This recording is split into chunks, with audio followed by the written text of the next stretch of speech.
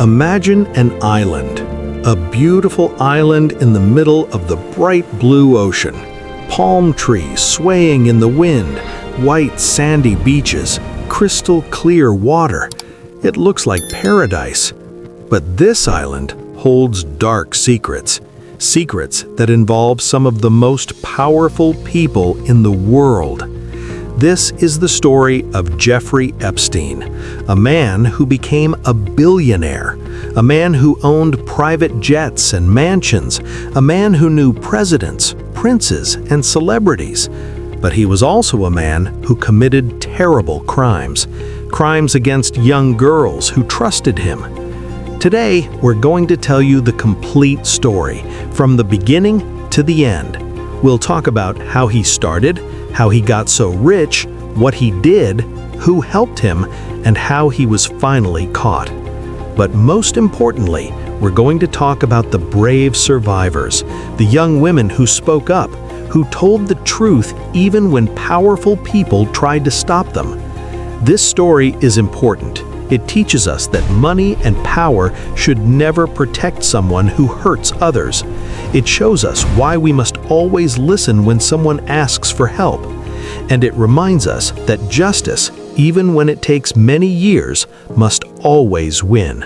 Are you ready? Let's begin. And welcome to Echoed Reality. If you're new to our channel, let me tell you what we do here. We create in-depth documentaries about real stories that shaped our world. We explore hidden histories, powerful human experiences, and moments that continue to echo through time. Every documentary is crafted with detailed research and clear explanations so everyone can understand these important stories. If you're watching us for the first time, welcome. We're so glad you're here. Please hit that subscribe button and turn on the notification bell so you never miss our documentaries. Your support means everything to us and helps us continue bringing you quality content. Now, let's begin today's story. Have you heard about Jeffrey Epstein before? Maybe you saw it on the news or heard your parents talking about it. What do you know about this case? Leave a comment below and tell us. And if this is your first time learning about it, that's okay too. We're going to explain everything in a way that's easy to understand. The early years. Jeffrey Edward Epstein was born on January 20th, 1953 in Brooklyn, New York. That's more than 70 years ago. Brooklyn is a big neighborhood in New York City, and back then, it was a busy, crowded place with families from all over the world. Jeffrey grew up in a regular family. His father was a groundskeeper for the New York City Parks Department. That means he took care of parks and gardens. His mother was a school aide. That's someone who helps teachers in the classroom. They weren't rich, but they weren't poor either. They were a normal middle-class family. Jeffrey had a brother named Mark. The two boys went to school just like you do. Jeffrey seemed like a normal kid. He was good at math, really good. Numbers made sense to him. He could solve complicated problems in his head while other students needed calculators.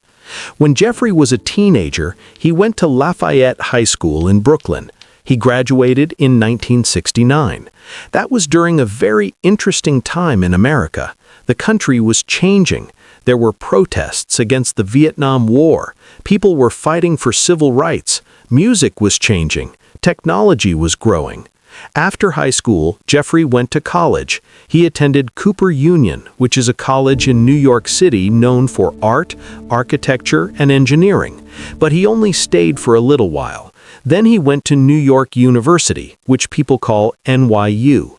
He studied math there, but he never finished. He dropped out before getting his degree. Now, here's where Jeffrey's story gets interesting. Even though he didn't finish college, he was smart enough to get a job as a teacher. In 1973, when he was just 20 years old, he started teaching math and physics at a fancy private school called Dalton School in Manhattan. The Dalton School was very different from public schools. It was expensive. The students came from wealthy families. Their parents were doctors, lawyers, business owners, and powerful people in New York City. Jeffrey taught there for 2 years. He was young for a teacher. Some of his students were almost the same age as him. And here's something important. Even back then, people said Jeffrey acted strangely around his students. He didn't have the proper boundaries that teachers should have. Some people noticed this, but nobody did anything serious about it. In 1974, Jeffrey left teaching. He was only 21 years old, and this is where his life took a completely different direction. Jeffrey got a job in the financial world. Finance is all about money, investments, banks, and the stock market. He started working at Bear Stearns, which was a big investment bank on Wall Street in New York City. Now, remember, Jeffrey didn't have a college degree. Most people who work at places like Bear Stearns went to top universities and studied for many years. But Jeffrey was different. He was very good with numbers. He understood complicated math. He could explain investments in ways that made sense. At Bear Stearns, Jeffrey did well. He got promoted. That means he got better jobs with more responsibility and more money. By 1980, he became a limited partner. That's a fancy term that means he was part owner of the company. But then something happened. In 1981, Jeffrey left Bear Stearns. Nobody knows exactly why. Some people say he was asked to leave. Some say there were problems, but the company never said exactly what happened. This is the mysterious part of Jeffrey's story. After he left Bear Stearns in 1981, Jeffrey started his own money management company. He called it J. Epstein and Company. But here's the big question that nobody can answer. Where did Jeffrey get the money to start his own company? And how did he suddenly know so many rich people? This is one of the biggest mysteries about Jeffrey Epstein. He went from being a teacher making a small salary to becoming a financial advisor for billionaires, but nobody knows exactly how he did it. Let me ask you something. If someone suddenly became very rich, but nobody knew how they made their money, would that seem strange to you? What would you think? Let us know in the comments. In the next chapter, we're going to talk about how Jeffrey built his empire, how he became one of the richest men in America, and how he used that wealth to live a life that most people can only dream about. But remember, money can't buy happiness, and it definitely can't buy the right to hurt others. Let's continue. Building an empire. By the 1980s, Jeffrey Epstein was living a life of luxury. But how did he get there? That's what we're going to explore now. Jeffrey said he worked as a financial advisor. That means he helped very rich people decide what to do with their money. But here's the strange part. Jeffrey only worked with billionaires, not millionaires, only people who had at least $1 billion. $1 billion is a huge amount of money. Let me help you understand how much that is. If you earned $1 every second, it would take you almost 32 years to earn just $1 million. To earn $1 billion at that rate, it would take you over 31,000 years. So Jeffrey said he only worked with the super rich. But who were these clients? That's the mystery. Jeffrey never told anyone who his clients were. He said it was private, secret, confidential. Some people think maybe he only had 1 or 2 real clients. Others think maybe he didn't have as much money as he said he did. But everyone agrees on one thing. Jeffrey Epstein lived like a billionaire.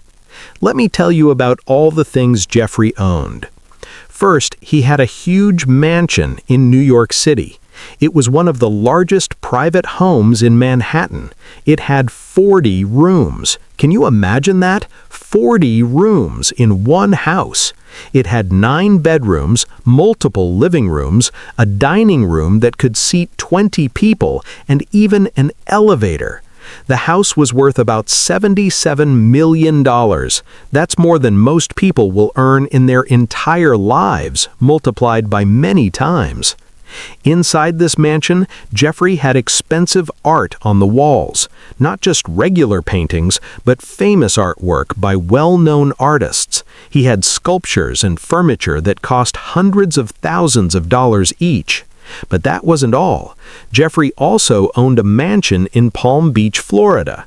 Palm Beach is where many rich and famous people live because the weather is beautiful all year round. This house was huge too, with a pool, beautiful gardens, and it was right near the ocean. He owned a ranch in New Mexico. A ranch is a huge piece of land in the countryside, often with horses and other animals. This ranch was called Zorro Ranch, and it had thousands of acres. That's bigger than many small towns. Jeffrey had an apartment in Paris, France, one of the most beautiful cities in the world. This wasn't just any apartment, it was luxurious and expensive. Now let's talk about his planes. Yes, planes. Jeffrey owned not just one, but several private jets. His biggest plane was a Boeing 727. That's the kind of big plane that airlines use to carry hundreds of passengers. But Jeffrey made it private. He filled it with luxury seats, beds, and expensive decorations. People called this plane the Lolita Express. We'll talk more about why it had that name later, but it's not a good reason. Jeffrey also had helicopters. He could fly anywhere he wanted, anytime he wanted. And then there was his island. In 1998, Jeffrey bought a private island in the U.S. Virgin Islands. It's called Little St. James Island. The island is about 70 to 78 acres. That's like 60 football fields altogether. On this island, Jeffrey built a huge house. It had multiple buildings, actually. There was a main mansion, guest houses, and strange temple-like structures. One building had a gold dome on top. It looked very unusual. The island had beaches, palm trees, and it was surrounded by beautiful blue water. From far away, it looked like paradise. Boats couldn't just come to the island. You needed permission. It was very private, very secret. Local people who lived on nearby islands had a different name for it. They called it Pedophile Island. That's because they heard rumors about what was happening there, but we'll talk more about that later. So, Jeffrey had houses, planes, helicopters, and a private island. He wore expensive suits. He ate at the fanciest restaurants. He stayed at the best hotels when he traveled. But here's the big question everyone wanted to know. How did he pay for all of this? Jeffrey said he was a financial advisor, but very few people could confirm this. Financial advisors usually have offices with many employees. They have public records. They have paperwork that shows their business. Jeffrey's company was strange. He worked mostly alone or with just a few people. He didn't have a big office building with his name on it. He didn't advertise. He didn't give interviews about his business. Some people who studied Jeffrey's finances think he might have been doing something called a Ponzi scheme. That's when someone takes money from one person and uses it to pay another person without actually investing it or growing it. It's illegal and eventually falls apart. Others think maybe he had dirt on powerful people. That means he knew secrets about them and they paid him to keep those secrets quiet. Still others think maybe he really did have one or two secret billionaire clients and he managed their money very well. The truth is, nobody knows for sure. Even today, years later, financial experts can't figure out exactly how Jeffrey Epstein made all his money. What do you think? How do you think Jeffrey got so rich? Do you think it's normal for someone to be this secretive about their job? Share your thoughts in the comments. We love reading what you think. But here's what we do know for certain.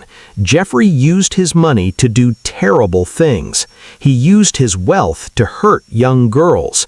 He used his mansions, his planes, and especially his island to commit crimes. Money was his tool. His houses were his traps, and powerful people who should have stopped him instead became his friends. In the next chapter, we're going to talk about the island. What really happened there? What did people see? And why did it take so long for anyone to stop it? Let's talk about Little St. James Island. From above, it looks beautiful. Turquoise water, white sand, green palm trees. But beauty on the outside can hide darkness on the inside. Jeffrey bought this island in 1998 for $7.95 million. Later, in 2016, he bought the island next to it, called Great St. James, for another $18 million. So he owned 2 private islands. Little St. James has several buildings. There's the main house where Jeffrey stayed. It's huge, with many bedrooms and bathrooms, large living spaces, and amazing views of the ocean. There are guest houses where visitors would stay. These weren't small guest houses. They were like luxury homes themselves. There's a library building, a gym, areas for outdoor entertaining, and then there's the strange temple-like building. This building has caused a lot of questions. It's painted with blue and white stripes. On top, there was a gold dome. Some people say it's a temple. Others say it was a gym or a study. But here's the thing. Nobody really knows what happened inside that building. The dome fell off during a hurricane and was never replaced. The island has its own power system. It has water treatment facilities. Jeffrey spent millions of dollars building roads, paths, and structures on the island. He brought in construction workers to build all of this. Some of these workers later told stories about what they saw. They said they saw young girls on the island, girls who looked like teenagers. The workers thought this was strange because the girls didn't look like they were on vacation. They looked uncomfortable, scared even. How did people get to the island? Usually by boat or by helicopter. Jeffrey's private plane would land at a nearby airport on St. Thomas, which is a bigger island. Then people would take a helicopter or a boat to Little St. James. The island had a dock where boats could arrive.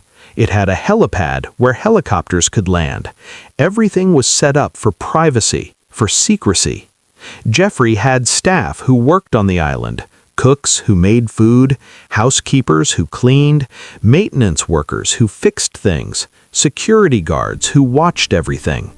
These staff members lived on the island or came every day by boat. Some of them later talked to the police about what they saw. They said Jeffrey often had young girls visiting. Many of these girls looked underage. That means they looked younger than 18. The staff said Jeffrey would give them strange orders. He told them not to look at him or his guests when they walked by. He told them not to talk to the young girls. He told them to stay away from certain buildings at certain times. This wasn't normal. When rich people have staff, the staff usually interacts politely with guests. They're allowed to say hello and be friendly. But Jeffrey wanted his staff to be invisible, to see nothing, to say nothing. One maintenance worker said he once saw a young girl who looked about 15 years old. She was crying. She looked upset. He wanted to help her, but he was told to stay away. He said it bothered him, but he needed the job, and Jeffrey paid very well. A boat captain who sometimes brought people to the island said he would transport young girls who had come from other countries. They often spoke little English. They looked confused. They had been told they were going to work as models or masseuses. A masseuse is someone who gives massages to help people relax. But that's not really what Jeffrey wanted. He used the word massage as a trick, as a lie to get young girls to come to his houses and his island. Many survivors have spoken about their experiences. One survivor said she was 14 years old when she first met Jeffrey. She was told she could earn money giving massages. She needed money for her family, so she agreed. The girl would come to one of Jeffrey's houses. maybe the one in Palm Beach or New York. She would be brought to a room. Jeffrey would be there. He would ask for a massage. But then Jeffrey would do inappropriate things. He would touch the girl in ways that were wrong. He would make her uncomfortable. He would cross boundaries that should never be crossed. The girl would be scared and confused, but Jeffrey would give her money, several $100s, which seems like a lot to a young girl, especially one from a poor family. Then Jeffrey or his assistants would say, "Do you have any friends who need money? Bring them next time and you'll get more money." This created what investigators call a pyramid of abuse. Each girl would bring more girls. Those girls would bring even more girls. Jeffrey would pay them, and they would keep coming back. Some of these girls were brought to the island. They would fly on Jeffrey's private plane, thinking they were going to a beautiful vacation spot. But once they got there, they were trapped. They were on a private island surrounded by water with no way to leave unless Jeffrey let them. She said Jeffrey seemed nice at first. His house was beautiful. Everything was clean and expensive. But then he started abusing her. She didn't know what to do. She was scared. She thought maybe this was her fault somehow. Jeffrey told her not to tell anyone. He said nobody would believe her. He said he had powerful friends who could cause problems for her and her family. Another survivor said she was brought to the island when she was 16. She thought she was going to learn about modeling. Instead, Jeffrey abused her. She wanted to leave, but she was on an island. Where could she go? She didn't have a phone. She didn't have money for a boat or plane. Investigators later found that Jeffrey did this to dozens and dozens of girls, maybe more than 100. Some were as young as 14. That's around 8th or 9th grade. That's possibly your age or close to it. The island was Jeffrey's private kingdom. He felt like he could do whatever he wanted there. No police, no neighbors, no one to stop him. But local people on nearby islands knew something was wrong. They saw young girls coming and going. They heard rumors. Some of them called the island by that terrible nickname, Pedophile Island. So why didn't anyone stop it sooner? Why didn't the staff report what they saw? Why didn't the boat captains? Why didn't the construction workers? Some of them did try. Some of them did call police. But Jeffrey was protected. He had expensive lawyers. He had powerful friends. And as we'll see in the next chapters, when the police finally did investigate, Jeffrey got a deal that let him keep living his life almost like nothing happened. I want to pause here and ask you something important. If you saw someone being hurt or treated badly, what would you do? Would you tell a trusted adult? Would you call for help? It's important to always speak up when we see something wrong. No matter how rich or powerful someone is, they don't have the right to hurt others. Have you ever had to speak up about something that was wrong? How did it make you feel? You can share in the comments if you want, but you don't have to. Now, the island wasn't the only place where Jeffrey committed his crimes.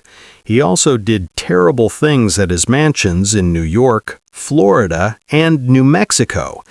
But the island was special to him because it was so private, so isolated. In the next chapter, we're going to talk about the powerful people who knew Jeffrey, the famous people who flew on his planes, visited his houses, and went to his island. Some of them didn't know what he was doing, but some of them might have known and looked the other way. Let's meet Jeffrey's circle of powerful friends. The powerful circle. One of the most disturbing parts of Jeffrey Epstein's story is the powerful people who were in his life: presidents, princes, scientists, business leaders, celebrities. Some of the most famous people in the world knew Jeffrey Epstein. Now, let me be very clear about something important. Knowing Jeffrey Epstein doesn't automatically mean someone did something wrong. Many people knew him without knowing about his crimes. Many people thought he was just a rich businessman. But some people in his circle saw warning signs. Some people heard rumors. and some people may have known exactly what he was doing, but chose to stay silent. Let's talk about some of the people connected to Jeffrey. First, and most important, is Ghislaine Maxwell. Her name is pronounced G-Lane Maxwell. Ghislaine is a British woman from a very wealthy family. Her father, Robert Maxwell, was a famous businessman and newspaper owner in England. When he died in 1991, his business empire collapsed, and people discovered he had stolen money from his employees' retirement funds. Ghislaine met Jeffrey in the early 1990s. They became very close. Some people said they were boyfriend and girlfriend. Others said they were just very good friends and business partners. But here's what we know for sure. Ghislaine helped Jeffrey. Survivors say she was the one who often recruited young girls. She would approach them in shopping malls, at schools, at parks. She would seem friendly and nice. Because she was a woman, the girls trusted her more than they might have trusted a strange man. Ghislaine would tell these girls they could make money. She would bring them to Jeffrey. She would tell them what to do. She would schedule when they would come. She would pay them. In other words, Ghislaine wasn't just Jeffrey's friend. She was a key part of his system of abuse. She made it easier for him to hurt people. Survivors have said that sometimes Ghislaine would even participate in the abuse herself. She wasn't just bringing girls to Jeffrey, she was also doing terrible things to them. In 2020, Ghislaine was arrested. In 2021, she was put on trial. In 2022, she was found guilty of helping Jeffrey abuse young girls. She was sentenced to 20 years in prison. Today, she is in jail serving that sentence. Now let's talk about the politicians and powerful government people who knew Jeffrey. Jeffrey knew President Bill Clinton. Bill Clinton was the President of the United States from 1993 to 2001. After he was president, he sometimes flew on Jeffrey's plane to different events and charity work in Africa. President Clinton has said he didn't know about Jeffrey's crimes. He said he cut ties with Jeffrey when he found out about the allegations. Flight logs show Bill Clinton flew on Jeffrey's plane several times, but there's no evidence he visited the island or knew what was happening there. Jeffrey also knew President Donald Trump. Before he became president, Donald Trump was a businessman and reality TV star in New York. Both Donald Trump and Jeffrey Epstein were wealthy men living in New York and Florida, so they knew each other socially in the 1990s and early 2000s. In 2002, Donald Trump said in a magazine interview that Jeffrey was a terrific guy and that he liked beautiful women as much as Trump did, some of them on the younger side. But then later, in the early 2000s, Trump said he had a falling out with Jeffrey and banned him from his Mar-a-Lago club in Florida. Recent documents from 2026 show that during the police investigation in Palm Beach, Trump actually spoke to the police about Jeffrey and called his assistant, Ghislaine Maxwell, evil. Trump provided information to the investigators during their first investigation. It's important to understand that people's relationships with Jeffrey changed over time. Some people stopped being his friend when they learned about the allegations against him. Another very powerful person in Jeffrey's circle was Prince Andrew. He's a member of the British royal family, the son of Queen Elizabeth II. Prince Andrew and Ghislaine Maxwell knew each other for years. Through Ghislaine, Prince Andrew met Jeffrey. He visited Jeffrey's houses, he visited the island, he flew on Jeffrey's plane. One survivor, Virginia Giuffre, said that when she was 17 years old, Ghislaine Maxwell brought her to London and told her to have sex with Prince Andrew. Virginia even has a photograph of herself with Prince Andrew and Ghislaine Maxwell from that time. Prince Andrew denied this for years. He even did a television interview where he said he couldn't remember meeting Virginia. He gave strange explanations that didn't make sense to many people. Eventually, Virginia sued Prince Andrew in civil court. In 2022, Prince Andrew settled the case, which means he paid Virginia money to end the lawsuit. He didn't admit guilt, but settling usually means you don't want to go to trial. The scandal was so big that Prince Andrew had to step back from his royal duties. He's no longer a working member of the royal family. Jeffrey also spent a lot of time with scientists and professors from famous universities. He gave money to Harvard, MIT, which is Massachusetts Institute of Technology, and other top schools. He donated to scientific research. He organized conferences where smart people would come together to discuss big ideas. Some scientists said Jeffrey was genuinely interested in science. He wanted to learn about physics, mathematics, and how the world works. But others think Jeffrey used these connections to make himself look respectable. If he was friends with Nobel Prize winners and Harvard professors, people would think he was smart and legitimate. They wouldn't suspect he was doing terrible things. Several universities have since said they regret taking money from Jeffrey. Some have even given the money back or donated it to charities that help survivors of abuse. Jeffrey knew many business leaders and billionaires. He claimed he managed money for some of them, though most of these people have never confirmed this publicly.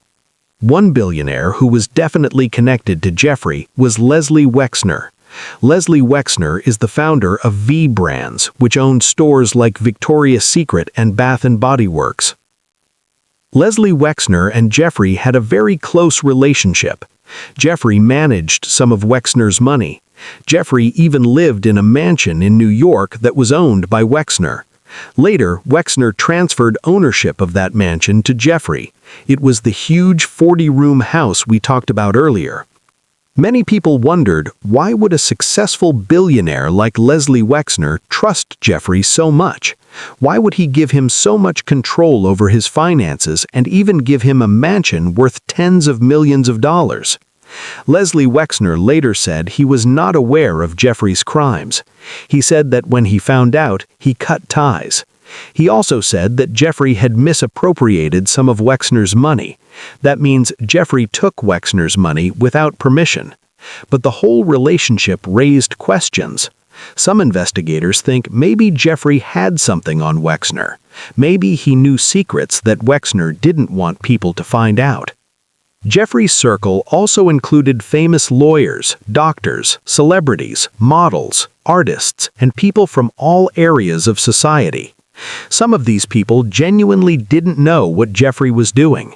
They met him at parties or charity events. They thought he was just another rich guy. But others were closer. They visited his homes multiple times. They flew on his plane.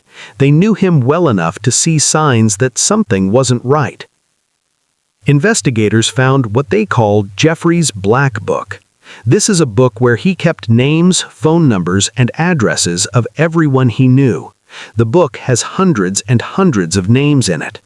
They also found flight logs from his planes. These logs show who flew on his planes, when they flew, and where they went. When these documents became public, people started looking through all the names. News organizations wrote articles about famous people who were in the book or on the flight logs. But again, being in the book or on a flight doesn't automatically mean someone did something wrong. Many people in that book probably just met Jeffrey at events and exchanged business cards. Here's a question for you. If you found out that someone you knew was doing something really bad, what would you do? Would you stop being their friend? Would you tell someone? It's not always easy, especially if that person seems nice to you or has helped you in some way. What do you think these powerful people should have done when they heard rumors about Jeffrey? Share your thoughts below.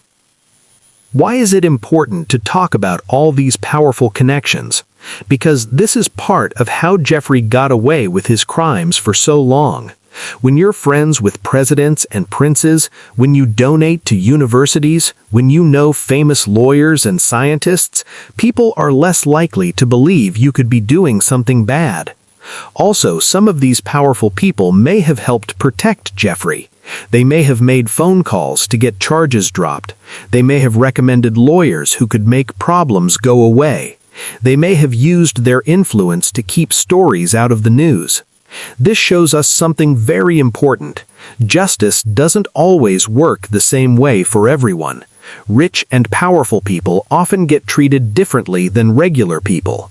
If a regular person was accused of the things Jeffrey was accused of, they would probably be arrested quickly and put on trial. But Jeffrey stayed free for many years, even after police knew what he was doing. In the next chapter, we're going to talk about the first time police investigated Jeffrey, what they found, what charges he faced, and how he managed to avoid serious punishment. This is where the story gets really frustrating, because justice was delayed for many, many years. The case was so big that the FBI got involved. The FBI is the Federal Bureau of Investigation, which handles major crimes across the country. FBI agents started their own investigation. They interviewed even more victims. They gathered more evidence. By 2006, investigators had identified at least 36 potential victims. These were girls who said Jeffrey had abused them, and they believed there were many more who hadn't come forward yet. The evidence showed a pattern of sex trafficking. That means bringing people, especially minors, across state lines or international borders for illegal sexual purposes. It's a very serious federal crime. Based on all this evidence, Jeffrey Epstein should have been charged with serious felonies. Felonies are major crimes that carry long prison sentences. If convicted, Jeffrey could have faced many years, possibly life, in prison. The local prosecutor, the state attorney for Palm Beach County, wanted to file serious charges. The Palm Beach police wanted justice for these victims. The FBI was building a strong case. Everyone expected Jeffrey Epstein to be arrested and charged with crimes that would put him in prison for a very long time. But that's not what happened. This is where a man named Alexander Acosta comes into the story. In 2006, Alexander Acosta was the U.S. Attorney for the Southern District of Florida. That means he was the top federal prosecutor in that area. He was in charge of deciding whether to bring federal charges against people. The Epstein case was given to Acosta's office. The FBI presented their evidence. They had witness testimony from dozens of victims. They had physical evidence from Jeffrey's house. They had travel records. They had financial records. They had everything they needed for a strong case. The FBI wanted to charge Jeffrey with federal sex trafficking crimes. These charges carry sentences of 10 years to life in prison. But Alexander Acosta made a different decision. Instead of filing serious federal charges, Acosta's office made a deal with Jeffrey Epstein's lawyers. This deal was made in secret. The victims weren't told about it. The public wasn't told about it. Even the Palm Beach police weren't told all the details. Here's what the deal said. Jeffrey would plead guilty to just 2 state charges, 1 count of soliciting prostitution and 1 count of soliciting prostitution from a minor. These are much lesser charges. Instead of federal sex trafficking charges that could mean life in prison, Jeffrey would face much lighter state charges. The deal said Jeffrey would serve 18 months in county jail, not federal prison, county jail, which is usually less harsh. But even that wasn't as bad as it sounds. The deal also included something called work release. That meant Jeffrey would be allowed to leave the jail for 12 hours a day, 6 days a week, to go to an office and work. So basically, Jeffrey would sleep in a private cell at the jail, but during the day, he could leave and do whatever he wanted. He would be driven in a private car to an office, he could meet with people, then he'd come back to jail at night. Does that sound like prison to you? It doesn't sound like it to most people. The deal also said that Jeffrey would plead guilty to the 2 state charges. The deal also said that Jeffrey would register as a sex offender. That means his name would be on a public list of people convicted of sex crimes. He would have to do 1 year of probation after getting out. Probation means you have to check in with an officer and follow certain rules. But here's the worst part of the deal. It included something called non-prosecution. This meant that not only would Jeffrey not be charged with federal crimes, but also any possible accomplices, people who helped him, would not be charged either. This protected Ghislaine Maxwell. It protected Jeffrey's assistants. It protected anyone who had helped him commit his crimes.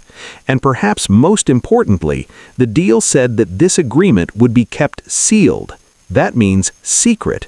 The public wouldn't be told about it. And most shockingly, the victims wouldn't be told about it. There's a law called the Crime Victims' Rights Act. This law says that victims of crimes have the right to be informed about the case against the person who hurt them. They have the right to be heard. They have the right to know about plea deals before they're finalized. But Alexander Acosta and Jeffrey's lawyers kept this deal secret from the victims. They didn't tell them. They didn't ask for their input. They just made the deal and moved forward with it. Years later, a federal judge ruled that this was illegal. The judge said the prosecutors had violated the victims' rights by not telling them about the deal. But by then, it was too late. Jeffrey had already served his time and gotten out. Let me ask you something. Does this seem fair to you? If someone hurts many people, especially children, should they get to make a secret deal that gives them a light punishment? What do you think should have happened instead? Remember, justice means treating everyone fairly under the law. It means consequences that match the crime. Does this deal sound like justice to you? Share your thoughts in the comments. So why did Alexander Acosta make this deal? That's a question many people have asked. Acosta later said he was told by someone in Washington, D.C. that Jeffrey Epstein belonged to intelligence. That means Jeffrey supposedly worked with spy agencies like the CIA or other government intelligence services. Acosta said he was told to back off and let it be handled at the state level with a lesser charge. He said he was told Jeffrey was above his pay grade. That means he had protection from people even more powerful than a U.S. attorney. Is this true? We don't know for sure. Acosta said this years later when people questioned his decision. Some people believe him. Others think he's making excuses. What we do know is that Jeffrey hired some of the most expensive and powerful lawyers in America. His legal team included Alan Dershowitz, a famous Harvard law professor who had defended other high-profile clients. Kenneth Starr, who had been the independent counsel who investigated President Bill Clinton in the 1990s. Roy Black, a well-known criminal defense attorney in Florida. Jay Lefkowitz, an attorney who had connections in Washington, D.C. These weren't regular lawyers. These were some of the most powerful legal minds in the country. They knew how the system worked. They had connections. They knew how to negotiate. In June 2008, Jeffrey Epstein pled guilty to the 2 state charges. In July 2008, he was sentenced to 18 months in county jail with work release. He went to the Palm Beach County Jail. He had a private cell.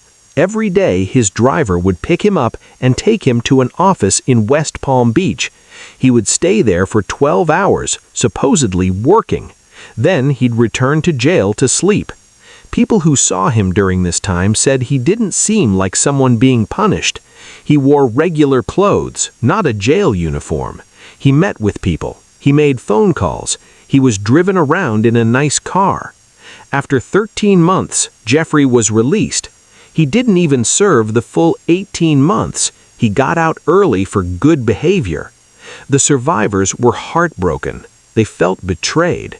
They had told their stories to the police. They had cooperated with the investigation. They had relived their trauma by giving statements and testimony. And for what? So Jeffrey could spend a year in a private jail cell with permission to leave every day? Many of the survivors didn't even know about the deal until after it was done. They didn't get a chance to speak at his sentencing.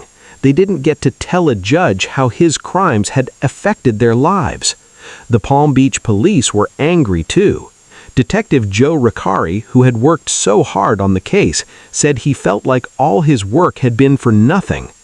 Jeffrey Epstein had escaped justice.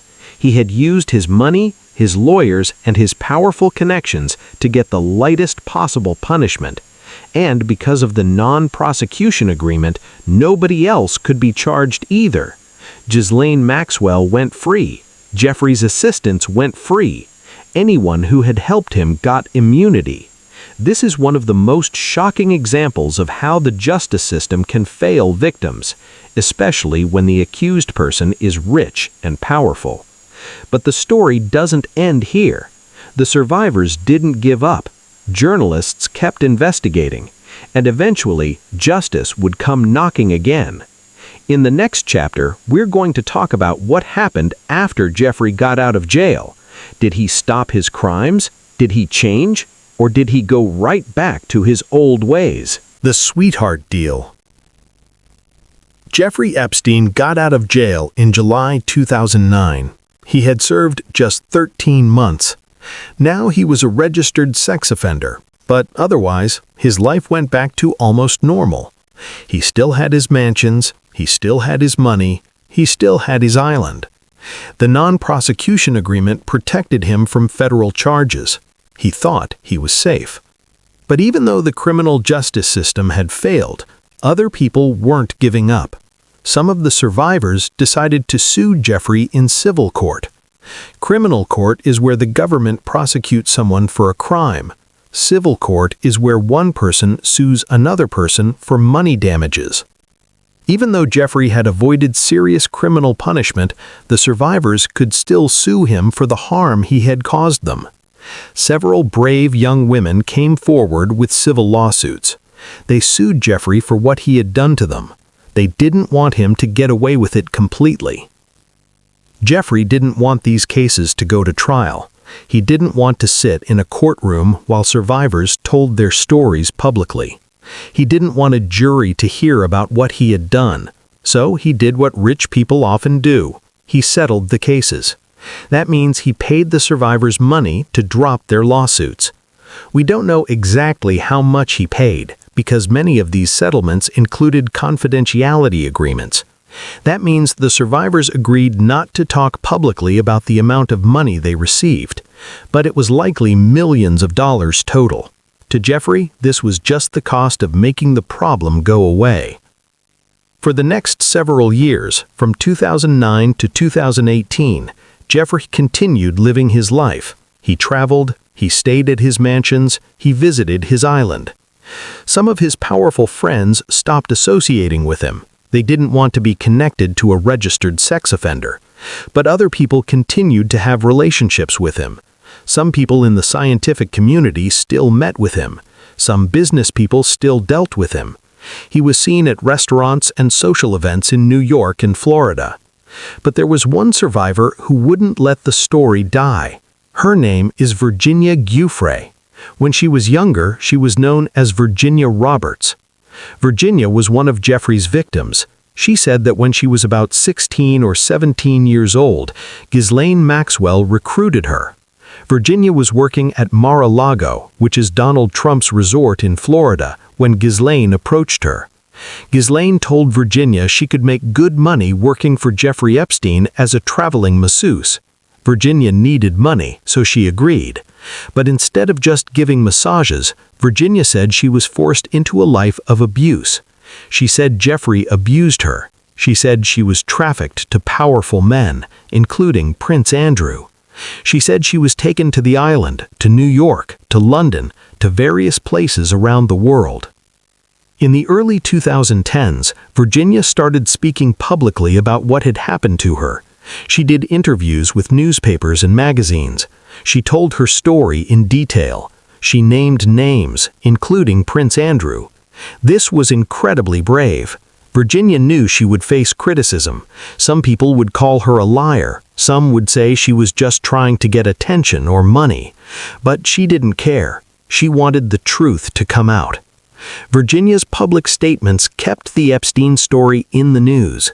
Journalists became interested again. Investigators started looking at the case with fresh eyes. In 2018, something important happened. A newspaper called the Miami Herald published a major investigation into the Epstein case. A reporter named Julie K. Brown had spent months investigating. She tracked down dozens of survivors. She got them to tell their stories. Many of these women had never spoken publicly before. Julie K. Brown also investigated the sweetheart deal that Alexander Acosta had made with Jeffrey. She uncovered details that most people didn't know about. She showed how prosecutors had violated the victims' rights by keeping the deal secret. The Miami Herald published a series of articles called Perversion of Justice.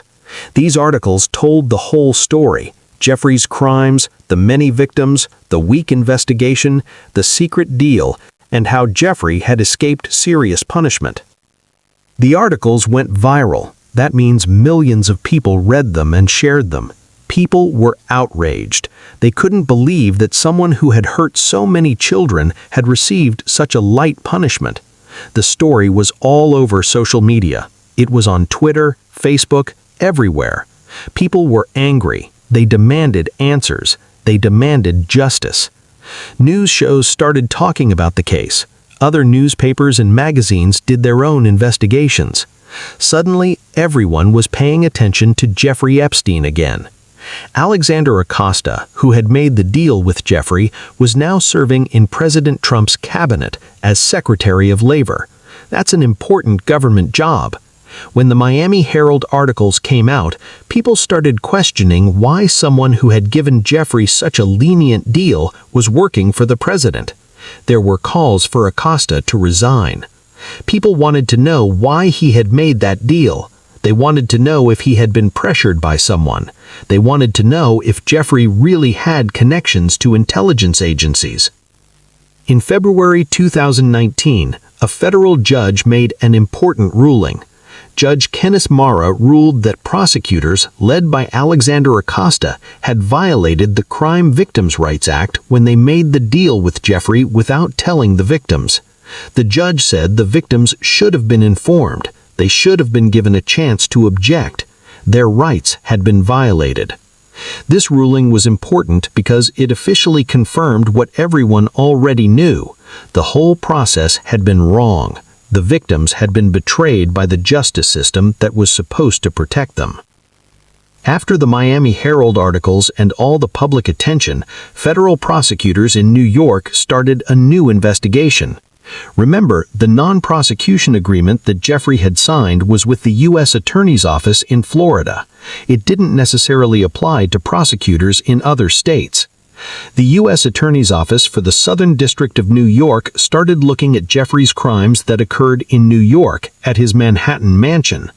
They interviewed victims, they gathered evidence, they built a new case, and this time they weren't going to make a secret deal.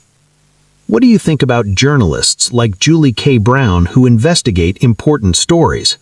Journalists play an important role in our society. They uncover truth. They ask hard questions. They give voice to people who might not be heard otherwise. Have you ever read or watched a news story that taught you something important or made you think differently about something? Share with us in the comments. And remember, this is why freedom of the press is so important. When journalists can investigate and report freely, they can hold powerful people accountable. By early 2019, it was clear that Jeffrey Epstein was going to face justice again. The public pressure was too great, the evidence was too strong, and prosecutors in New York were determined not to repeat the mistakes of the past. Jeffrey probably knew this too. He could see the articles being published. He could see the public outrage. He could see that his powerful friends might not be enough to save him this time. In July 2019, Alexander Acosta resigned from Secretary of Labor. The pressure had become too much. During a press conference, President Trump said Acosta had called him that morning and said he didn't want to be a distraction. Acosta gave a press conference where he defended his actions in the Epstein case. He said he had done the best he could at the time. He said he was told Jeffrey belonged to intelligence and to back off. But many people didn't accept these explanations. Acosta's resignation showed that the Epstein case was no longer something that could be swept under the rug. It was national news. It was affecting powerful people's careers. By the summer of 2019, Jeffrey Epstein must have known that his luck was running out. The new investigation was serious. The prosecutors were building a strong case. The public was watching closely. All the money in the world, all the powerful friends, all the expensive lawyers, none of it might be enough to save him this time. In the next chapter, we're going to talk about Jeffrey's final arrest, the charges he faced, and what happened in those final weeks of his life. This is where the story takes its most dramatic turn. Before we talk about what happened to Jeffrey Epstein in 2019, we need to take a moment to honor the most important people in this story, the survivors. The brave women who spoke up, even when it was hard, even when people didn't believe them, even when they were scared. These are not victims anymore. They are survivors, and their courage is what finally brought justice. Over the years, dozens of women have come forward to tell their stories. Each story is different, but they all share common threads: manipulation, abuse, fear, and the long journey toward healing. Let me tell you about some of these brave women. I won't share all the details of what happened to them because those stories are theirs to tell, but I want you to understand their courage. One survivor, who we'll call Sarah, not her real name, was 14 years old when she met Jeffrey. She came from a family that was struggling financially. Someone approached her at a shopping mall and told her she could make money as a model. Sarah thought this was her chance to help her family. She went to Jeffrey's mansion in Palm Beach. At first, everything seemed normal. The house was beautiful. The people were polite. But then Jeffrey asked her to come to a private room. Sarah said that what happened next changed her life forever. She was abused. She was scared. She didn't know what to do. Jeffrey gave her money and told her not to tell anyone. He said nobody would believe her anyway. For years, Sarah didn't tell anyone. She felt ashamed, even though she had done nothing wrong. She felt like somehow it was her fault. This is very common for survivors of abuse. They often blame themselves, even though the adult who hurt them is the one who did something wrong. As Sarah got older, she struggled. She had nightmares. She had trouble trusting people. She had anxiety and depression. The abuse affected every part of her life. But one day, Sarah saw a news article about Jeffrey Epstein. She read that other girls had come forward. She realized she wasn't alone, and she decided to speak up too. Another survivor, let's call her Maria, was 15 when she was recruited. Maria was told she could make money giving massages. Her family needed help paying bills, so she agreed. Maria said she was brought to Jeffrey's mansion multiple times. Each time, the abuse got worse. She wanted to stop going, but she felt trapped. Her family needed the money, and Jeffrey told her that if she stopped coming, he would make sure she and her family faced problems. This is called coercion. It means forcing someone to do something through threats or pressure. Jeffrey was very good at this. He knew how to manipulate young girls. He knew how to make them feel like they had no choice. Maria eventually stopped going to Jeffrey's house. She moved away and tried to forget about what happened. But you can't just forget trauma. It stays with you. Years later, when the investigation started, Maria was contacted by police. At first, she didn't want to talk. She was scared. She thought people would judge her. But the detective was kind and patient. He told her she had done nothing wrong. He told her she could help stop Jeffrey from hurting more girls. So Maria told her story. It was one of the hardest things she ever did, but she did it. One survivor who has spoken publicly is Courtney Wild. Courtney was 14 years old in 2002 when she was recruited to go to Jeffrey's Palm Beach mansion. Courtney has given interviews and spoken in court about her experience. She said that what happened to her changed her entire life. She struggled with substance abuse. She had trouble in relationships. She felt broken. But Courtney also became an advocate. She fought to have her voice heard in the criminal justice system.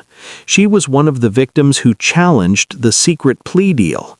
She stood up and said, "You can't make deals about my case without telling me." Courtney's bravery helped change laws. Because of survivors like her, there are now stronger protections for crime victims. There are rules that say victims must be notified about plea deals before they're finalized. We've already talked about Virginia Giuffre. Virginia was one of the first survivors to speak publicly using her real name. She did interviews. She wrote about her experiences. She testified in legal proceedings. Virginia said Ghislaine Maxwell recruited her when she was working at Mar-a-Lago in Florida. She was about 16 years old. Ghislaine told her she could make good money working as a traveling masseuse for Jeffrey Epstein. Virginia said she was trafficked to multiple locations: New York, New Mexico, the U.S. Virgin Islands, Paris, and London.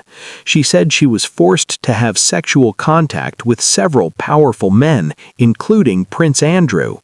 Virginia's public statements were incredibly important. She kept the story in the news. She refused to be silenced. Even when people attacked her credibility, even when she faced lawsuits, she kept speaking. It's important to understand that abuse, especially abuse that happens when you're young, has long-lasting effects. Many survivors struggle with mental health issues like depression, anxiety, and post-traumatic stress disorder. That's a condition where you keep reliving traumatic events in your mind. Some survivors have trouble forming healthy relationships because their trust was so deeply broken. Some struggle with addiction as they try to cope with their pain. Some have difficulty in school or at work because the trauma affects their concentration and confidence. This is why what Jeffrey did was so terrible. He didn't just hurt these girls for a moment, he damaged their entire lives. Remember, Jeffrey didn't just directly abuse girls, he also manipulated some of them into recruiting their friends. This created a complicated situation where some girls felt like they had participated in something wrong, even though they were victims too. Imagine being 15 years old and bringing your friend to Jeffrey's house because you were told you'd both make money. Then your friend gets hurt. You might feel guilty even though you were manipulated and didn't fully understand what was happening. Some survivors have had to work through feelings of guilt and shame for bringing other girls into the situation, but it's important to understand they were children. They were manipulated by adults. They are not to blame. If someone you know tells you they were hurt or abused, what should you do? First, believe them. It takes a lot of courage to speak up about abuse. Second, tell a trusted adult immediately, a parent, teacher, counselor, or another adult who can help. Third, be supportive. Don't ask them why they didn't tell sooner or why they didn't fight back. Just be there for them. Before we talk about what happened to Jeffrey Epstein in 2019, we need to take a moment to honor the most important people in this story, the survivors. The brave women who spoke up, even when it was hard, even when people didn't believe them, even when they were scared. These are not victims anymore. They are survivors, and their courage is what finally brought justice. Over the years, dozens of women have come forward to tell their stories. Each story is different, but they all share common threads: manipulation, abuse, fear, and the long journey toward healing. Let me tell you about some of these brave women. I won't share all the details of what happened to them because those stories are theirs to tell, but I want you to understand their courage. One survivor, who we'll call Sarah, not her real name, was 14 years old when she met Jeffrey. She came from a family that was struggling financially. Someone approached her at a shopping mall and told her she could make money as a model. Sarah thought this was her chance to help her family. She went to Jeffrey's mansion in Palm Beach. At first, everything seemed normal. The house was beautiful. The people were polite. But then Jeffrey asked her to come to a private room. Sarah said that what happened next changed her life forever. She was abused. She was scared. She didn't know what to do. Jeffrey gave her money and told her not to tell anyone. He said nobody would believe her anyway. For years, Sarah didn't tell anyone. She felt ashamed, even though she had done nothing wrong. She felt like somehow it was her fault. This is very common for survivors of abuse. They often blame themselves, even though the adult who hurt them is the one who did something wrong. As Sarah got older, she struggled. She had nightmares. She had trouble trusting people. She had anxiety and depression. The abuse affected every part of her life. But one day, Sarah saw a news article about Jeffrey Epstein. She read that other girls had come forward. She realized she wasn't alone, and she decided to speak up too. Another survivor, let's call her Maria, was 15 when she was recruited. Maria was told she could make money giving massages. Her family needed help paying bills, so she agreed. Maria said she was brought to Jeffrey's mansion multiple times. Each time, the abuse got worse.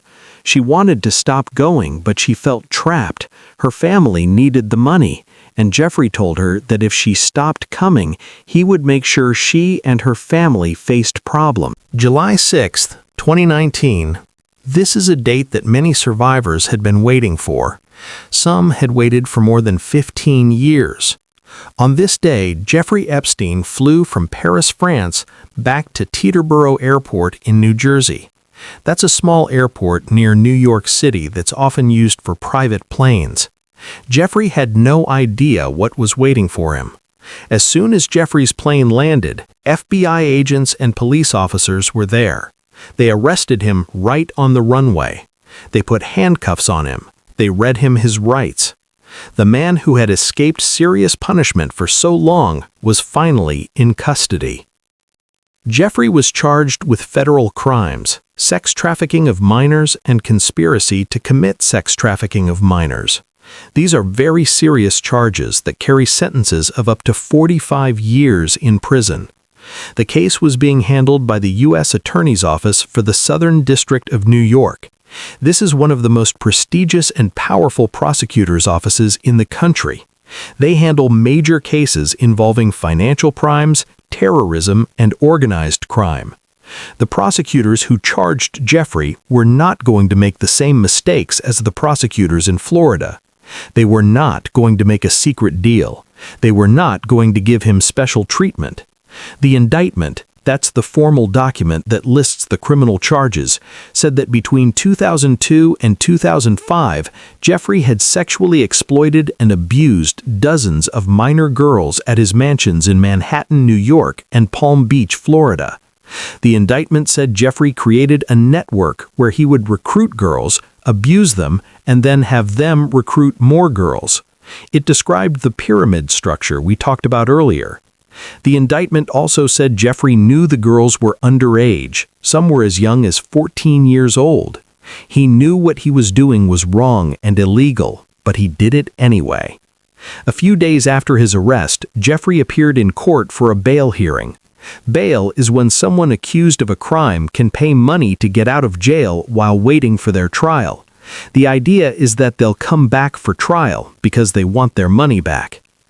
Jeffrey's lawyers asked the judge to let him out on bail. They offered to pay $77 million and said Jeffrey would stay in his Manhattan mansion under house arrest. They said he would wear an electronic monitor so authorities could track him. They argued that Jeffrey had powerful reasons to stay: his homes, his businesses, his connections. They said he wouldn't run away. But the prosecutors argued strongly against bail. They said Jeffrey was a serious flight risk.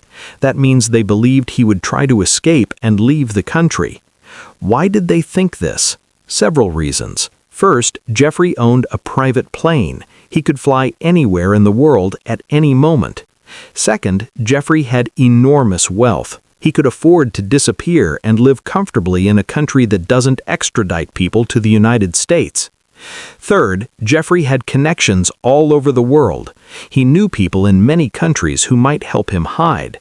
Fourth, Jeffrey had already shown he would do anything to avoid punishment. He had made that secret deal in Florida. He had paid people off. He had used his influence. The prosecutors presented shocking evidence. They said when police searched Jeffrey's Manhattan mansion after his arrest, they found hundreds, maybe thousands of photographs of naked or partially clothed young girls. These were found in a locked safe. They also found piles of cash, dozens of diamonds, and a fake passport.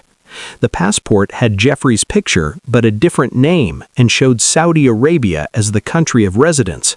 Why would someone have a fake passport with a different name unless they were planning to escape? The judge agreed with the prosecutors. On July 18, 2019, Judge Richard Berman denied bail. He said Jeffrey would stay in jail until his trial. The judge said Jeffrey posed a danger to the community and a risk of flight. He said the evidence against Jeffrey was strong and the charges were very serious. Jeffrey was sent to the Metropolitan Correctional Center in Manhattan, known as MCC. This is a federal jail where people wait for trial. The Metropolitan Correctional Center is not a comfortable place. It's not like the county jail in Palm Beach where Jeffrey had stayed before with his private cell and work release privileges. MCC is a real jail. It holds people accused of serious federal crimes. It's old, crowded, and known for poor conditions. Jeffrey was placed in the Special Housing Unit. This is a more secure area where prisoners are watched more closely, often because they're famous, dangerous, or at risk of being hurt by other inmates. While Jeffrey sat in jail, prosecutors continued building their case. They interviewed more survivors. They gathered more evidence. They prepared for trial. The trial was expected to be huge. Media from all over the world would cover it. Survivors would testify. Evidence would be presented. The public would finally hear all the details in a court of law. Many survivors were both nervous and hopeful. Nervous because testifying would mean reliving their trauma publicly. Hopeful because finally, Jeffrey Epstein would face real consequences. The public was watching closely. The story was everywhere, on news channels, in newspapers, all over social media. Everyone was talking about Jeffrey Epstein. Some people started looking at all his famous connections again. Old photos of Jeffrey with celebrities and politicians were reshared online. People asked questions about who knew what and when. There were calls for investigations into how Jeffrey had gotten away with his crimes for so long. They wanted to know why the 2008 deal was so lenient. They wanted to know if anyone had helped cover up his crimes. One person who wasn't arrested yet was Ghislaine Maxwell. She had disappeared from public view. Nobody knew where she was. Some thought she had left the country. Others thought she was hiding somewhere in the United States. Prosecutors said she was part of the conspiracy, but the non-prosecution agreement from 2008 still technically protected her. Or did it? Legal experts debated whether that agreement was still valid. Jeffrey's trial was scheduled for June 2020. That meant he would sit in jail for about a year waiting for trial. During this time, his lawyers filed multiple motions. They asked again for bail. Denied. They challenged certain evidence. The judge ruled against them. They tried various legal strategies, but none of them worked. Then something happened that shocked everyone. On July 23, 2019, just about 2 weeks after being denied bail, Jeffrey was found in his cell in a fetal position with marks on his neck. It appeared he had tried to harm himself, or had someone attacked him. The circumstances were unclear. Jeffrey told officials that he was attacked by his cellmate, a former police officer who was in jail for murder charges. But officials weren't sure if this was true or if Jeffrey had tried to harm himself. After this incident, Jeffrey was placed on suicide watch. That means he was watched very carefully to make sure he didn't try to hurt himself again. He was given psychological evaluations.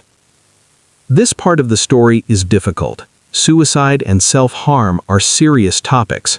If you or someone you know is struggling with thoughts of suicide, please reach out for help. You can call the National Suicide Prevention Lifeline at 1-800-273-8255. It's free, confidential, and available 24/7. Mental health is just as important as physical health. There's no shame in asking for help. After 6 days on suicide watch, Jeffrey was removed from it. Psychologists evaluated him and decided he was no longer at imminent risk. He was moved back to his cell in the special housing unit.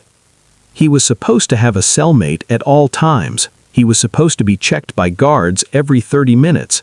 These were the rules designed to keep inmates safe. But as we'll see in the next chapter, these rules were not followed. For a couple of weeks, things seemed normal. Jeffrey met with his lawyers. He made phone calls. He ate meals. He followed the jail routine. Survivors were preparing to testify. Prosecutors were preparing their case. The trial date was months away, but everyone was getting ready. Nobody knew what was about to happen. August 10th, 2019. This date would become one of the most controversial and discussed days in recent history. On this morning, guards at the Metropolitan Correctional Center made a discovery. At around 6:30 a.m., they found Jeffrey Epstein in his cell. He was unresponsive. He had apparently hanged himself using a bedsheet. They called for medical help immediately. EMTs, emergency medical technicians, arrived. They performed CPR. Jeffrey was rushed to New York Downtown Hospital. At 7:36 a.m., Jeffrey Epstein was pronounced dead. He was 66 years old. The news spread instantly. Within minutes, it was all over social media. News channels interrupted their regular programming. Newspapers prepared special editions. The whole world was talking about it. Jeffrey Epstein, the man at the center of one of the biggest criminal cases in recent history, was dead. He would never stand trial. He would never be convicted. The survivors would never get to tell their stories in court. People couldn't believe it. How could this happen? Jeffrey was in one of the most secure jails in America. He was supposed to be watched carefully. He had already had one incident just a few weeks earlier. How could someone so high profile in such a serious case die by suicide in federal custody? Almost immediately, questions and theories started spreading. Let's start with the official story. The New York City Medical Examiner's Office performed an autopsy. On August 16, 2019, Chief Medical Examiner Dr. Barbara Sampson announced her findings. Jeffrey Epstein's death was a suicide by hanging. The autopsy found that Jeffrey had broken bones in his neck. Some experts noted that these particular breaks are sometimes seen in cases of strangulation by another person, not just hanging. But the medical examiner said the overall evidence supported suicide. The official conclusion was that Jeffrey had used his bedsheet, tied it to the top of his bunk bed, and hanged himself sometime during the night. But here's where things get really troubling. Multiple safety procedures that should have protected Jeffrey were not followed that night. First, Jeffrey was supposed to have a cellmate. After he was taken off suicide watch, Bureau of Prisons policy said he should have had someone in the cell with him. But on the night of August 9-10, Jeffrey was alone. His cellmate had been transferred and no replacement was assigned. Second, guards were supposed to check on inmates in the special housing unit every 30 minutes. But that night, for approximately 8 hours, no guard checked on Jeffrey. The guards who were supposed to be watching fell asleep or were distracted by the internet. Third, there were security cameras in the hallway outside Jeffrey's cell, but later investigations found that some footage from those cameras was either unusable or missing. The cameras either malfunctioned or the footage was not properly preserved. How could all of this happen at the same time? The Department of Justice launched an investigation. The FBI got involved. Congress held hearings. What they found was a picture of systemic failure at MCC. The jail was understaffed. Guards were working extreme amounts of overtime. Equipment was old and often broken. There was a culture of cutting corners. On the night Jeffrey died, the 2 guards who were supposed to be watching his unit didn't do their rounds. Instead, they sat at their desk. Investigators later found that they browsed the internet and slept for several hours. Later, these guards were charged with falsifying records. They were supposed to sign documents saying they checked on inmates, but they had just made up the entries without actually doing the checks. Despite the official ruling of suicide, many people have questions. Some people believe Jeffrey did kill himself. Others believe he was murdered to keep him from talking about powerful people. Let's look at both perspectives fairly. Arguments for suicide. Jeffrey was facing serious charges that could mean decades in prison. He went from living as a billionaire to sitting in a harsh jail cell. He knew his reputation was destroyed forever. He knew survivors would testify against him at trial. The medical examiner ruled it suicide after a thorough autopsy. Jeffrey had access to means, the bedsheet, and opportunity, being alone. Questions that fuel conspiracy theories. How could all these safety procedures fail at the same time? Why was Jeffrey taken off suicide watch so quickly after his first incident? Why was he left alone without a cellmate? Why didn't guards check on him for 8 hours? What happened to the security camera footage? Jeffrey potentially had information about very powerful people. Did someone want to silence him? Attorney General William Barr, the head of the Justice Department at the time, said there were serious irregularities at MCC. He said he was appalled by what happened. He said the case against Jeffrey would continue investigating his co-conspirators. But Barr also said he had personally reviewed the evidence and believed it showed suicide. He said he understood why people had questions, but the evidence supported the official conclusion. For the survivors, Jeffrey's death was devastating in many ways. On one hand, they knew he could never hurt anyone again. He was gone. In that sense, there was some relief. But on the other hand, they had been robbed of their day in court. They had been preparing to testify. They had been ready to tell their stories publicly. They had been ready to look Jeffrey in the eye and tell him how he had hurt them. Now they would never get that chance. There would be no trial, no verdict, no formal conviction, no prison sentence. Jeffrey had escaped ultimate accountability. Many survivors spoke out after Jeffrey's death. One said, "We've worked so hard to get here, and he robbed us of our day." Another said, "He took the coward's way out."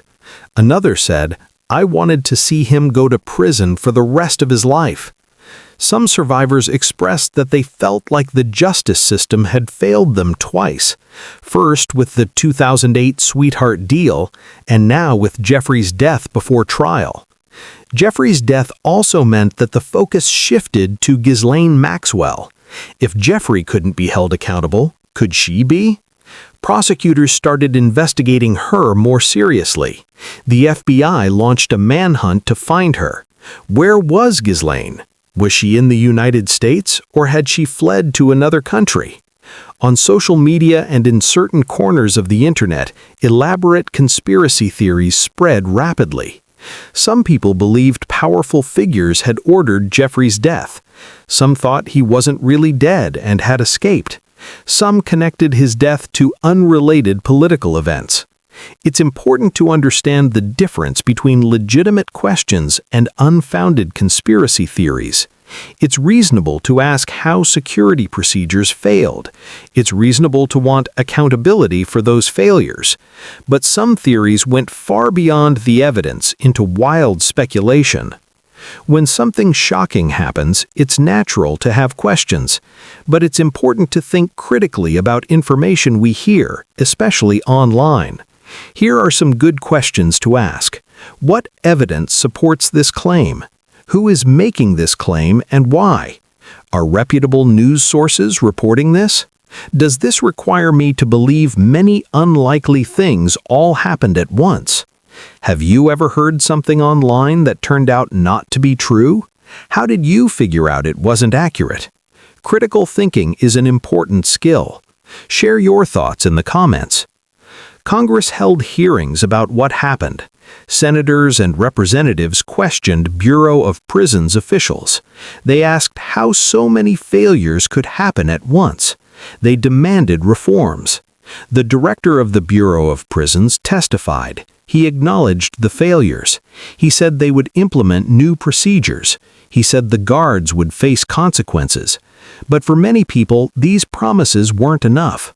Jeffrey Epstein had died in federal custody, and nobody could explain how all the safety systems had failed at the same time. The two guards who were supposed to be watching Jeffrey's unit were charged with federal crimes for falsifying records. Initially, the charges moved forward, but later a deal was reached. If the guards completed community service and cooperated with investigations, the charges would be dismissed. Some people thought this was too lenient. These guards had failed in their duty, and someone had died as a result. Others pointed out that the guards were scapegoats for larger systemic problems at MCC. Jeffrey's death didn't end the investigation. Federal prosecutors continued to investigate his associates and possible co-conspirators. The FBI continued gathering evidence. Most importantly, they continued to focus on Ghislaine Maxwell. After Jeffrey's death, several things happened. Ghislaine Maxwell was eventually found and arrested. She went on trial and was convicted. We'll talk more about that in a moment. But another important development was happening: the push to release government files about the Epstein case. For years, journalists, survivors, and members of the public had been asking, what do the government files show? How much did investigators really know? What evidence was collected? In December 2022, Congress passed something called the Epstein Files Transparency Act. This law required the Department of Justice to release documents related to their investigation of Jeffrey Epstein. The law gave the Justice Department time to review the files and protect certain sensitive information, like victims' identities and ongoing investigation details. But the goal was transparency. The public had a right to know what the government knew. The Justice Department was supposed to release all the files by December 2025, but they didn't meet that deadline. They asked for more time, saying the volume of documents was enormous and the review process was complex. Finally, on January 30, 2026, just about 2 weeks ago from today, the Justice Department released a massive dump of files. We're talking about 3.5 million pages of documents. That's an enormous amount of information. These files included FBI investigation reports, interview transcripts with victims and witnesses, financial records, travel records, photographs with victims' faces redacted, emails and correspondence, phone records, and search warrant applications and results. 3.5 million pages. To put that in perspective, if you printed all of these pages and stacked them, the stack would be taller than a 30-story building. If you tried to read all of them at a normal reading speed, it would take you several years. News organizations immediately started going through these files. Journalists, lawyers, and researchers began analyzing them, looking for new information. What did these files reveal? Several important things. First, they confirmed that the FBI had extensive evidence of Jeffrey's crimes going back to at least 2005. The files showed that FBI agents had interviewed many victims. They had collected strong evidence. They had built a comprehensive case. This raised the question, if they had all this evidence, why was the 2008 deal so lenient? Second, the files showed that the FBI had investigated Jeffrey's connections to various powerful people. They had looked at his relationships with politicians, business people, celebrities, and others. The files documented who visited his properties and who flew on his planes. However, many names in these documents were redacted. That means they were blacked out to protect privacy or ongoing investigations. This frustrated many people who wanted to know exactly who was involved. Third, the files showed that the FBI knew Jeffrey had been abusing girls at multiple locations: New York, Florida, New Mexico, and his island. They had evidence of a multi-state, possibly international trafficking operation. This means the federal government knew this was happening and had strong evidence, yet the 2008 plea deal only resulted in 13 months in county jail with work release. Fourth, the documents revealed details about how Jeffrey's organization worked. They showed how his assistants would schedule appointments with girls, how they would arrange travel, how they would handle payments. It was all very organized and systematic. The files included transcripts of interviews with dozens of victims. Reading these testimonies is heartbreaking. Girl after girl telling similar stories, describing how they were recruited, how they were abused, how they were manipulated. Some victims' names were redacted to protect their privacy, but their words were there, documenting what happened to them. These testimonies reinforced what we already knew. Jeffrey Epstein hurt many, many young girls over many years. The files also included some financial records, but they didn't solve the mystery of how Jeffrey made his money. His finances remained complicated and somewhat unclear. The documents showed large transfers of money, complex corporate structures, and offshore accounts, but they didn't definitively answer the question of whether Jeffrey really had billionaire clients or if his wealth came from other sources. One thing people were looking for in these files: evidence that Jeffrey had connections to intelligence agencies. Remember, former prosecutor Alexander Acosta had said he was told Jeffrey belonged to intelligence. The released files did not contain clear evidence of Jeffrey working with the CIA or other intelligence agencies. There were no documents showing he was an intelligence asset or informant. However, some documents were still classified or redacted for national security reasons. This left the question open: were these routine redactions, or was something being hidden? Here's something important. The Justice Department said they had identified about 6 million potentially relevant pages, but they only released 3.5 million pages. What happened to the other 2.5 million? The Justice Department said some documents were determined not to be responsive to the law's requirements. Some were duplicates. Some contained information that legally couldn't be released. But critics, including some members of Congress, asked, how do we know what's in those unreleased files? What if important information is being kept secret? A few days after the release, there was a problem. Some victims discovered that their names and identifying information had not been properly redacted. Their privacy had been violated. The Justice Department quickly took down thousands of pages to fix this error. They apologized and said they were reviewing their redaction process. This was traumatic for those victims. They had been promised their identities would be protected. Now they worried that people might identify them. Even now, weeks after the release, journalists and researchers are still going through these millions of pages. New articles come out regularly as people find interesting details in the documents. Some findings: the investigation was even more extensive than previously known. More victims than previously reported had come forward to the FBI. Jeffrey's travel patterns showed frequent trips to his various properties. His phone records showed he was in constant communication with certain people. Some members of Congress and advocacy groups are calling for even more transparency. They want the remaining files released. They want classified information declassified if it doesn't truly threaten national security. Survivors and their advocates are pushing for full disclosure. They argue that the public has a right to know the full truth about what happened and who may have been involved. What do you think about government transparency? Should the government release all information about cases like this, or are there good reasons to keep some things secret? It's a complicated question. On one hand, transparency helps hold people accountable and helps the public understand what happened. On the other hand, some information might need to be kept secret to protect victims, national security, or ongoing investigations. What balance do you think is right? Share your thoughts in the comments. The 2026 file release also rekindled interest in Ghislaine Maxwell's case. Remember, she was arrested in 2020, convicted in 2021, and is currently serving a 20-year prison sentence.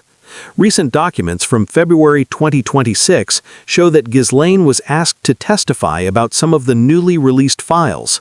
She refused, invoking her Fifth Amendment right against self-incrimination. Some people think Ghislaine knows much more than she has revealed. They think she has information about other people who were involved, but so far she has not cooperated beyond what was required in her own trial. The files releases have sparked new investigations.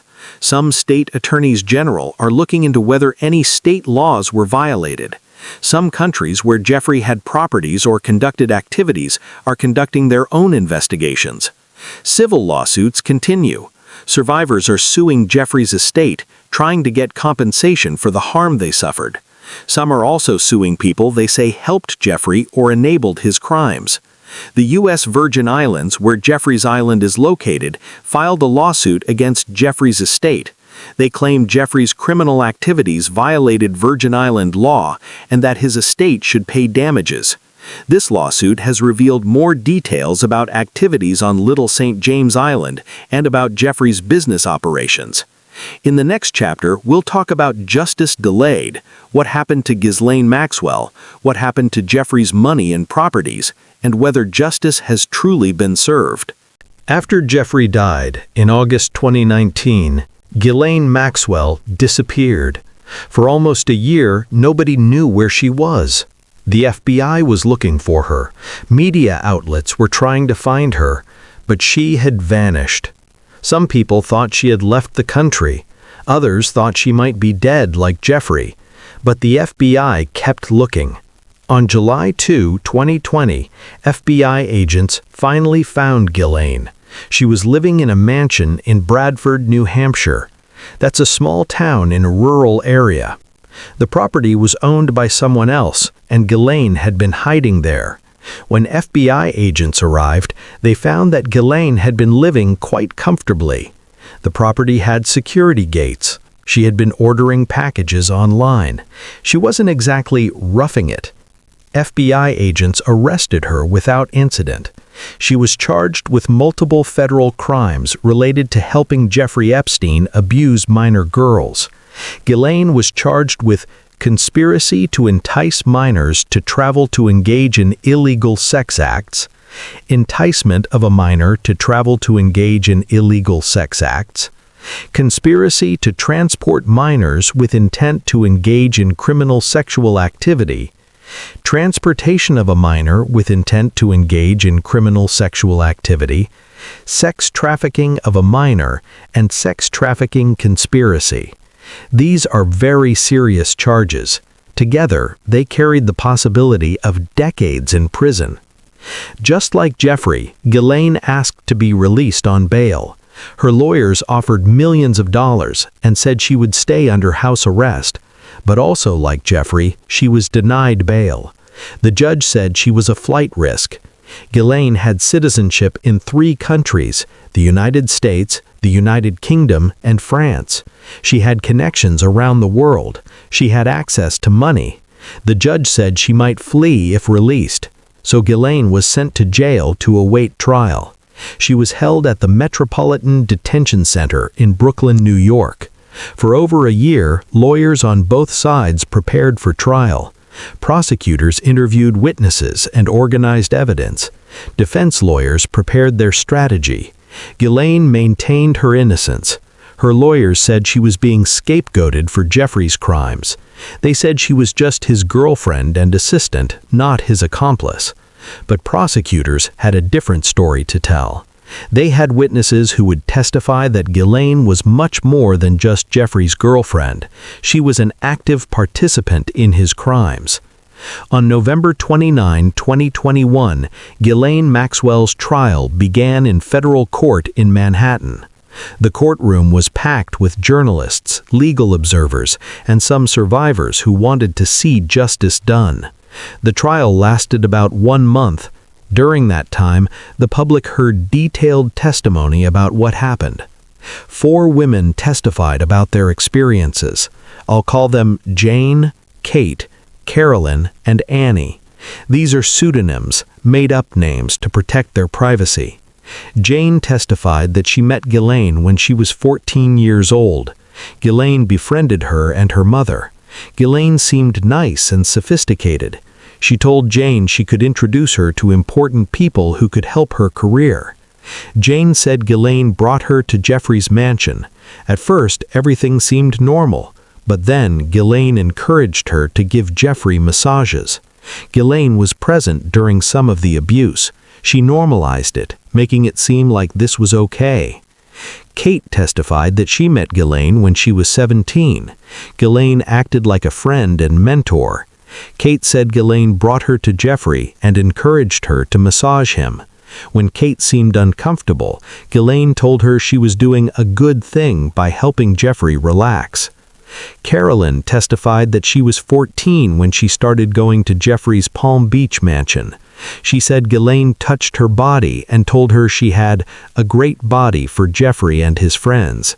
Ghislaine scheduled her appointments and paid her. Annie testified that she met Ghislaine when she was 14. Ghislaine seemed interested in her and her family.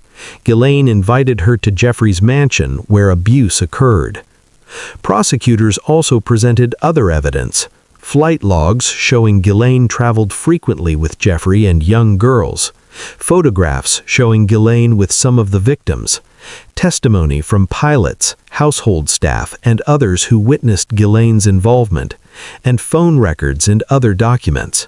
Ghislaine's lawyers tried several defense strategies. They argued that the women's memories were unreliable because the events happened many years ago. They suggested that the women were motivated by money because they had received or were seeking compensation. They argued that Ghislaine was Jeffrey's girlfriend, not his criminal accomplice. They suggested she didn't know what Jeffrey was doing or that she was manipulated by him too. They tried to show that Ghislaine's relationship with Jeffrey had ended by the time some of the alleged crimes occurred. But the prosecution had strong evidence and multiple consistent testimony. After about 5 days of deliberation, the jury reached a verdict. On December 29, 2021, the jury found Ghislaine Maxwell guilty on 5 of the 6 charges. She was convicted of conspiracy to entice minors to travel to engage in illegal sex acts, conspiracy to transport minors with intent to engage in criminal sexual activity, sex trafficking of a minor, and sex trafficking conspiracy. These are very serious charges. Together, they carried the possibility of decades in prison. On June 28, 2022, Ghislaine Maxwell was sentenced. Several survivors gave victim impact statements. They spoke directly to the court about how Ghislaine's actions had affected their lives. One survivor said, "You broke me in ways I've had to fix for the rest of my life." Another said, "You opened the door to hell and welcomed me in." The judge sentenced Ghislaine to 20 years in federal prison. She was also fined $750,000. Ghislaine is currently serving this sentence. She'll be in her 70s when she gets out, if she serves the full sentence. Ghislaine's lawyers have filed appeals. They argue that she didn't get a fair trial for various legal reasons. But so far, courts have rejected these appeals.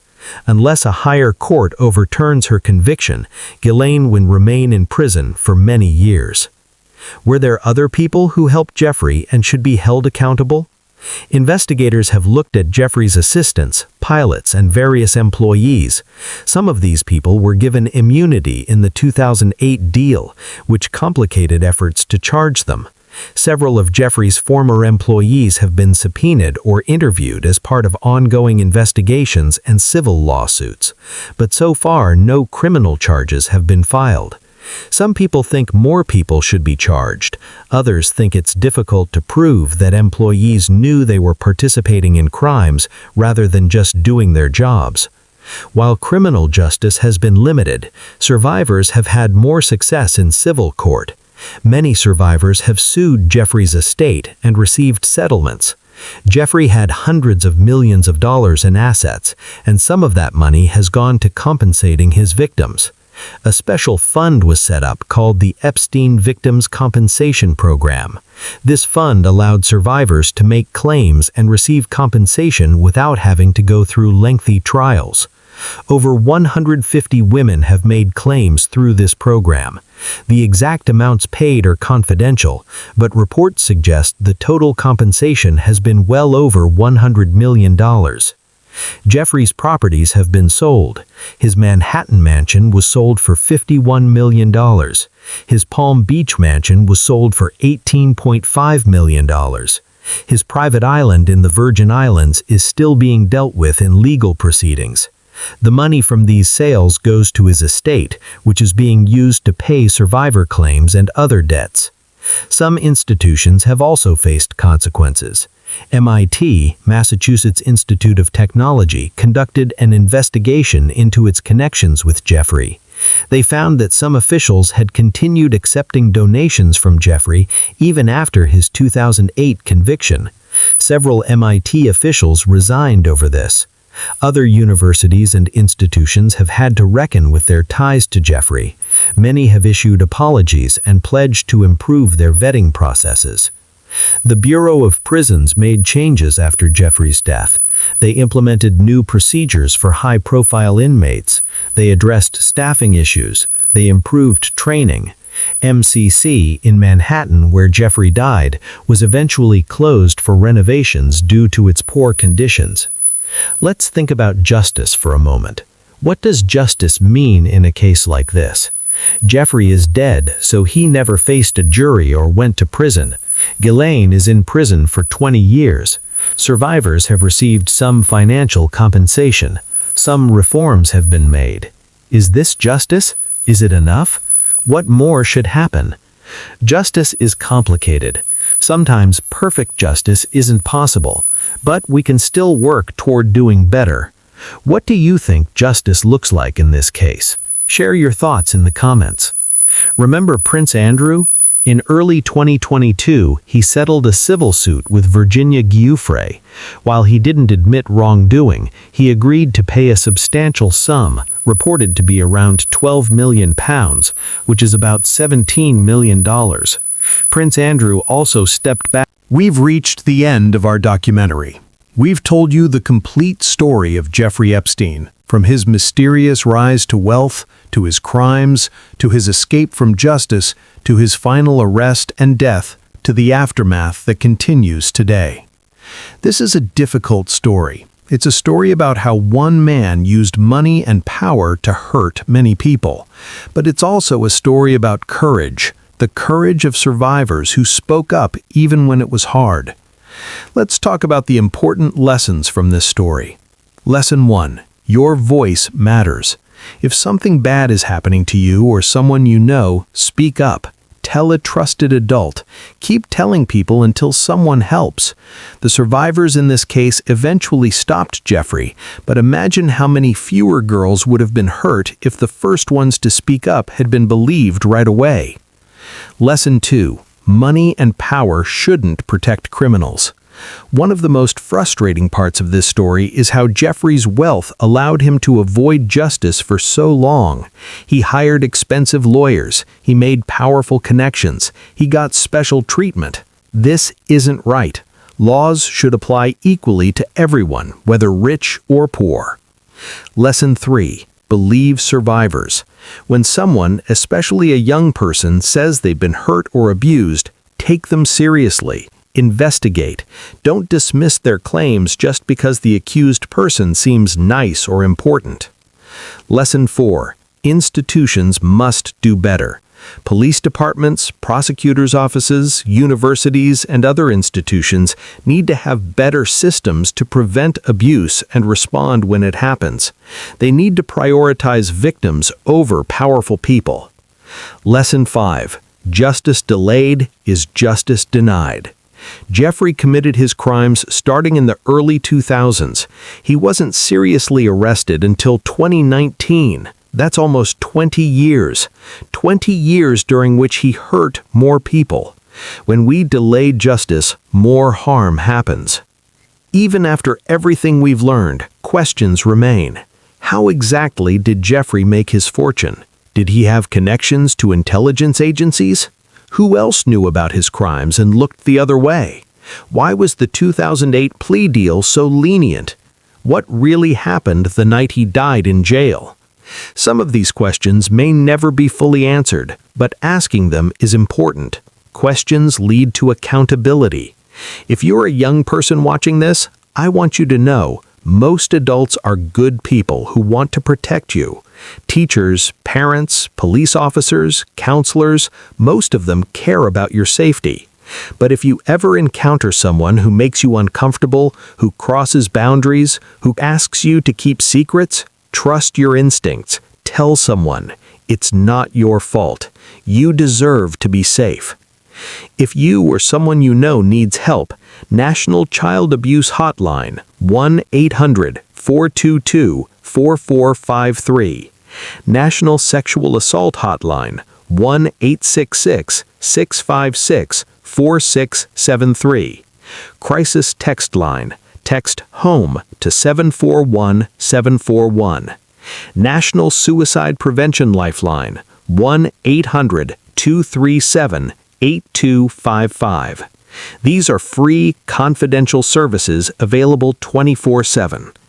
Thank you for watching this documentary. I know it was long, 2 full hours, but this story is important. It's a story that still echoes through our world today. What did you learn from this documentary? What surprised you? What questions do you still have? Share in the comments below. If you found this documentary informative, please give it a thumbs up. Share it with others who might want to understand this important case, and subscribe to Echoed Reality for more in-depth documentaries about real events that changed the world. We dedicate this documentary to all the survivors of Jeffrey Epstein's abuse. Your courage in speaking up has made the world safer. Your strength in healing is inspiring. Your work to help others is making a difference. To the girls who spoke up in 2005 and weren't fully heard, we hear you now. To the women who testified in court, thank you for your bravery. To the advocates working to prevent this from happening to others, keep going. Your voices echo. Your stories matter. You matter. The past echoes into the present. The stories we don't want to hear are often the ones we most need to tell. And the truth, no matter how long it takes to emerge, will eventually come to light. This is Echoed Reality. Thank you for joining us on this journey through one of the most important stories of our time. Remember, speak up, believe survivors, demand justice, protect the vulnerable. Until next time, keep seeking truth.